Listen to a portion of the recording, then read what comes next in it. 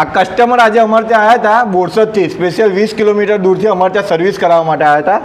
અને અહીંયા આવો તો એમની કન્ડિશન બતાવું.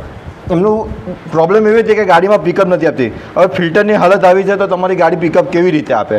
આ જો આ ફિલ્ટરની હાલત જુઓ, બરાબર.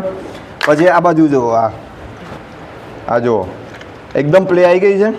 આ રોલરમાં જુઓ, તમારી ગાડી પિકઅપ આપે જ નહીં. આવી રીતે આટલું ખરાબ હોય તો તમારી ગાડી પિકઅપ જ ના. અને બીજી વસ્તુ, આ કસ્ટમર હરેક વખતે કંપનીમાં જ સર્વિસ કરાવતા હતા.